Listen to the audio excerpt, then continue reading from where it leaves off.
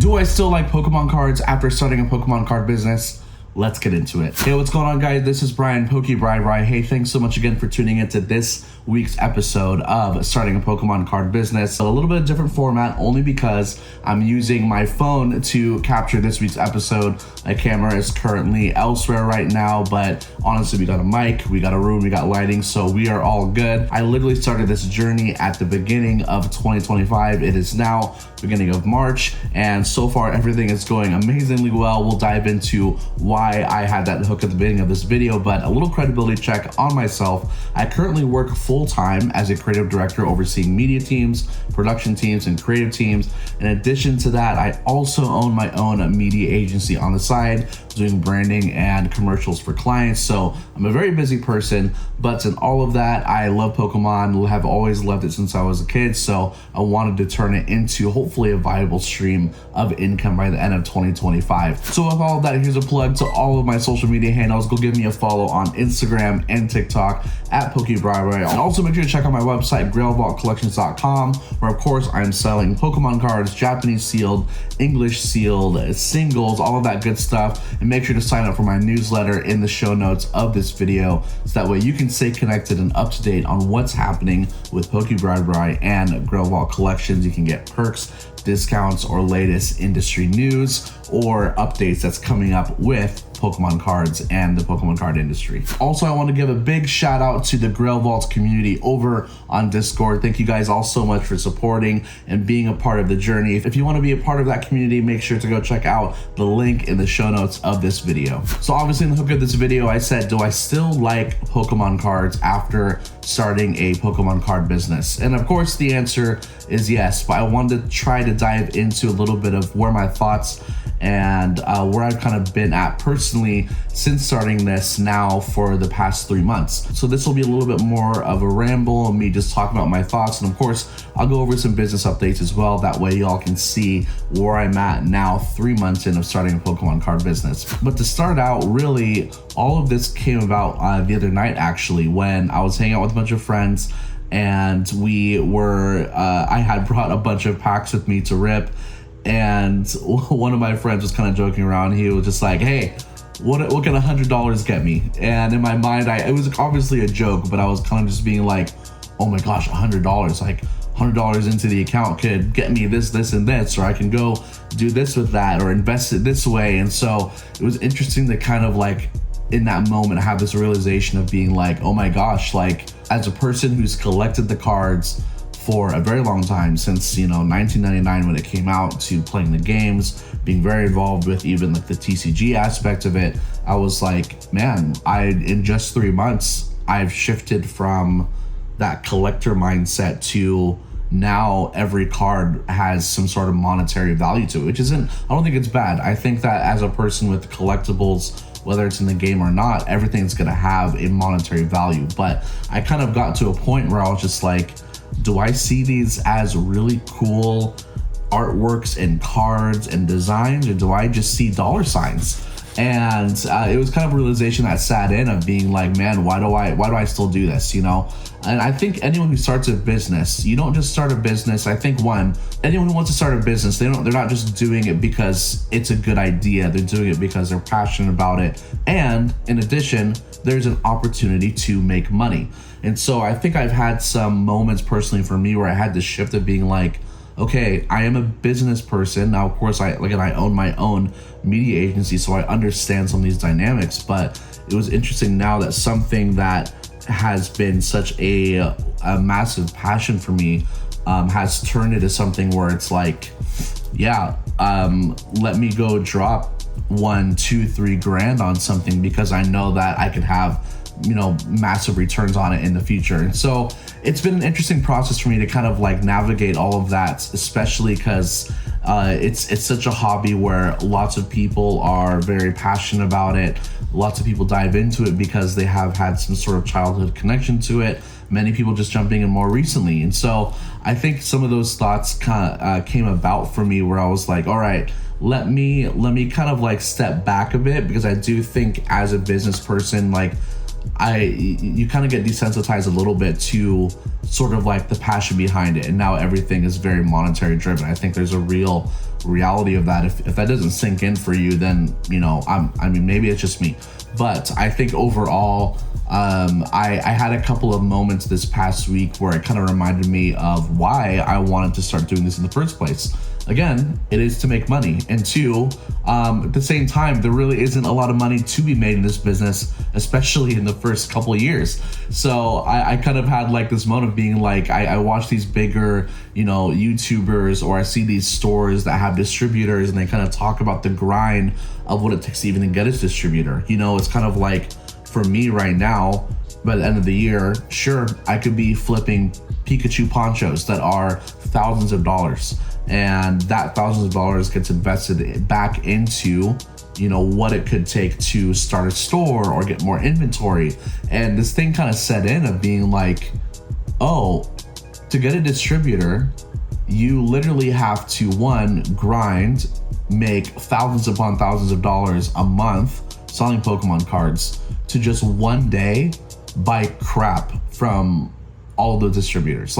So you go from flipping Pikachu ponchos and buying more of those to now you're buying a bunch of dead stock from distributors to get all of the good modern stuff. And I was like, that's crazy. That's actually crazy that's the kind of grind that most people, I'm not saying that's probably the path, but what a lot of these store owners are saying is that in order to get in the good graces, in order to get that sweetheart discount, it's kind of like, hey, buy the crap from me first and then you'll get the good stuff. But in order to even get to that point, you got to be grinding, selling tens, $50,000, $100,000 of product to start. And I'm thinking like, man, that's quite a grind. And I'm thinking like, is that worth it in the end? Of course I think it is, because I don't think that getting a distributor for me is the end goal. There's plenty of people who own a Pokemon card business that don't have distributor access, and they are wildly successful. So I know people get fixated on being like, where do I get products? Where do I get a distributor? How can I find good stuff for cheap? And it's like, yeah, that is a way to make money in this business, and it's a way that a lot of Pokemon card businesses operate and how they stay afloat. I mean, you look at YouTubers like PokeAny, who are mainly focused on sealed, and that's how they run their business. But then you look at other people like Bulbasaur, who is really just focused on vending shows and flipping singles or slabs, and they're widely successful doing that. So I think overall there were a couple moments for me where I was like, all right, what are the reasons why? Again, maybe it's good I'm thinking about this 3 months in, because I'm sure that I'll be having this conversation again with myself in 6 months when the business has scaled and the year and his business has scaled again, being like, all right, why are we doing this? Why is it worth it? Why are we doing this grind? And so I actually had a couple of moments this past week happen where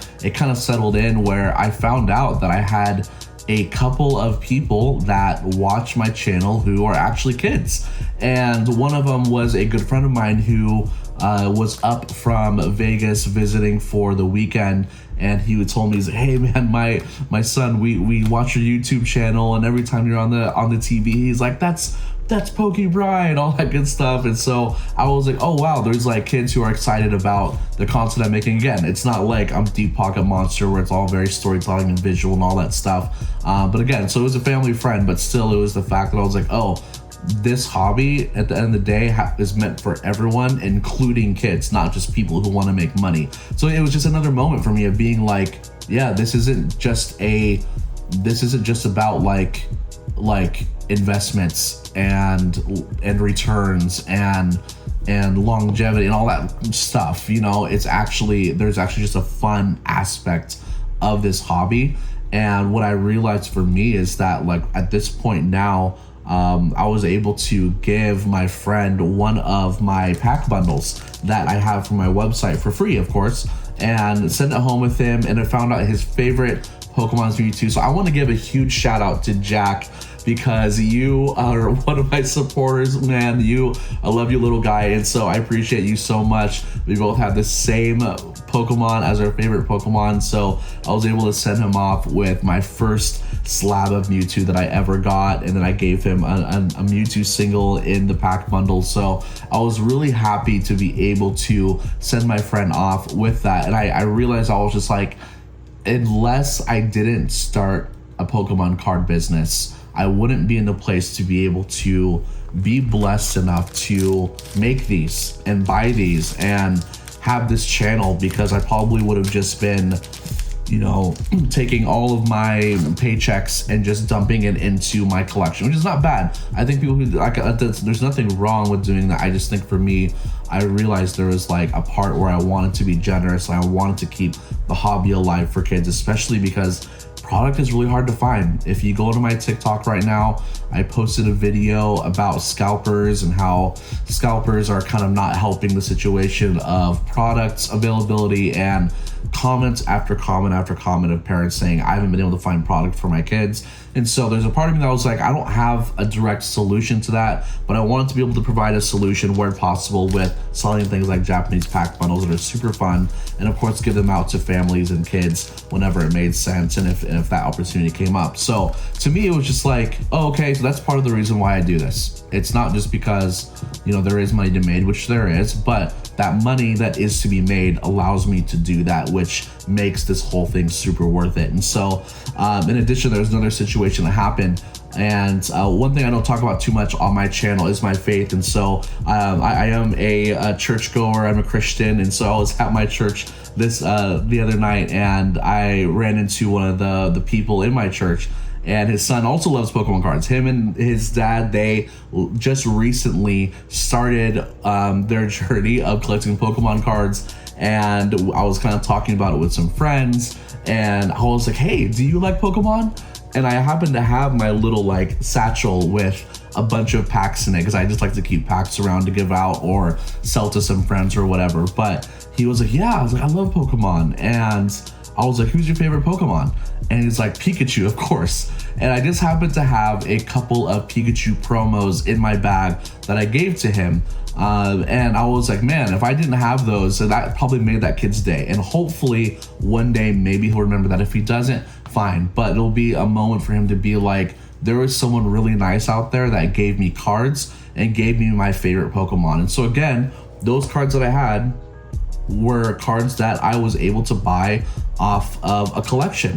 And if I didn't do that, I wouldn't have those cards to give away. And so it was moments like that that really set in for me of being like, man, like, one, I definitely want to make this super successful. I want to make it super profitable, and there's a lot of money to be made in it. And I think that's very forefront for me, but also in that there's all these layers of being like, and these motivations really that want me to make sure that I'm consistent with content, consistent with making sure my systems are good, my automations are good, that everything from week to week, how I'm making sales, how I'm interacting with people, all build the brand of what I'm trying to do with starting a Pokemon card business. And so that was something that kind of settled in for me, and was like, okay, well, that is one motivation for sure. And in addition to, like, again, I super love this hobby. I super love Pokemon. And I think there was moments too where I was like, when was the last time? I mean, I'm sitting here looking at like hundreds of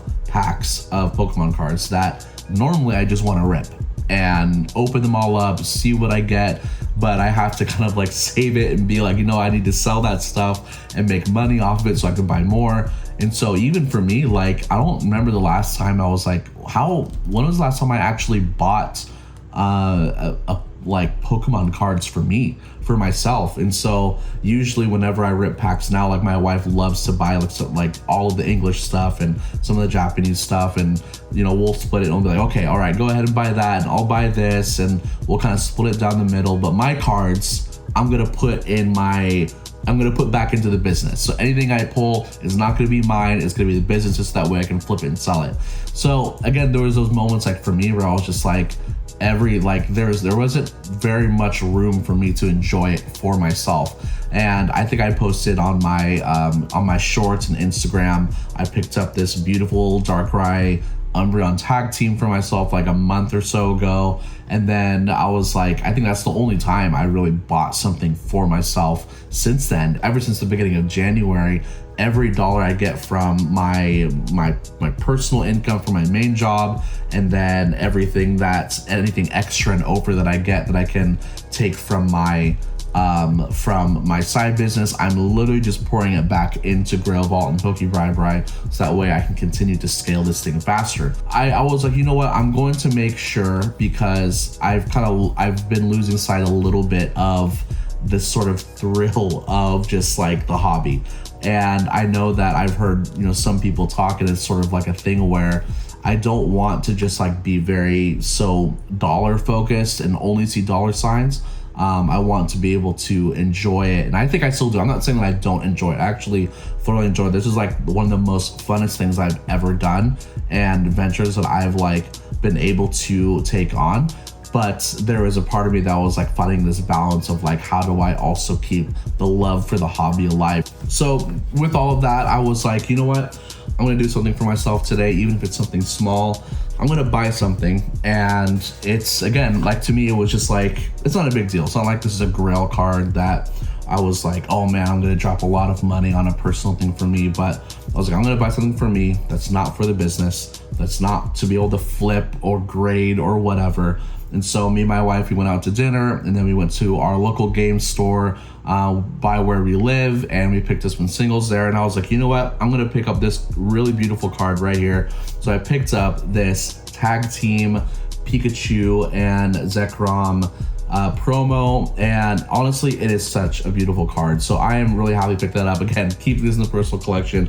So I was like, I'm gonna continue to do that. I'm gonna continue to make sure I have moments where I can do stuff for myself and not get so caught up in just the dollar signs. And even though, like, with this business, especially because it's such a grind, the margins are so low, I want to make sure that I don't lose sight of why I'm doing this, other than the fact that it's super fun and there is potentially a lot of money to be made. So those are just my thoughts recently on starting a Pokemon card business. Again, that doesn't really provide so much value in the sense of like, here's how you do it, here's your supplier, here's how to do it from ground zero. Like, it's more of just like realities that kind of set in. And so hopefully for all of you out there that may be getting to that same place, and you're kind of feeling this thing setting in of being like, you're just in it for the grind. Like, there's no shame, there's no not throwing any shade on anyone where that's where they're at. I feel like I'm just saying that's where I'm at now,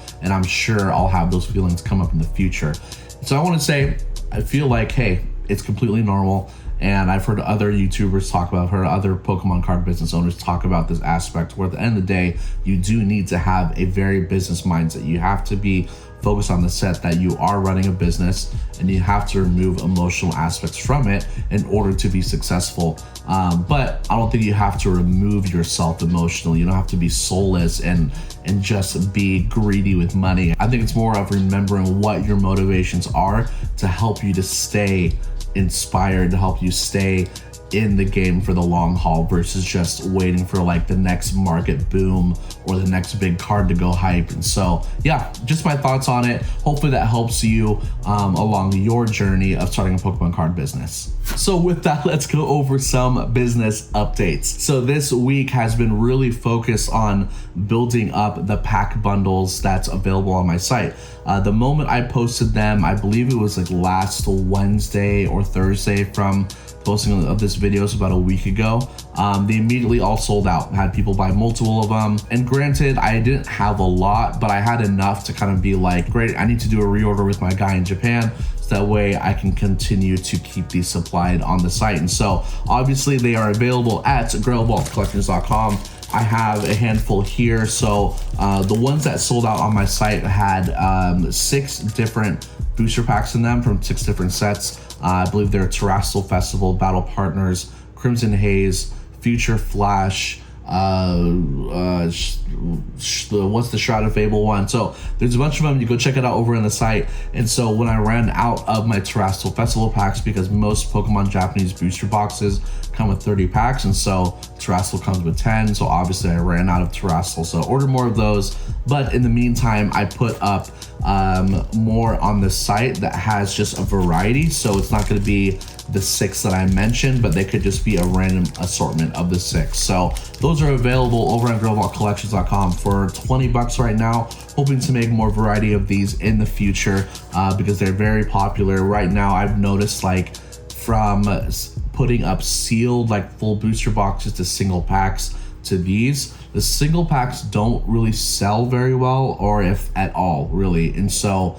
I've noticed that the pack bundles are very popular. People hit me up on Instagram or buy from the website or in person from friends. And so it's just a lot easier, and I think a lot more fun, because again, you got the sticker in there. It's all in this little cute little package. And so I want to make sure I keep those stocked on the site. So I plan to just be buying more sets and do these different varieties of pack bundles in the future. In addition, for this week, even though there hasn't been a lot of big sales, like doing a big stream or doing a big drop on stuff, really this week was focused on more buying. So I've noticed that I have these kind of like ebb and flows where it's like a huge purchasing week, or it's going to be more of, now I purchase everything, now it's like sell everything. So this is a big purchasing week. So with that, I did make a purchase on a collection, and if you follow me over on Instagram, you see that I posted about it.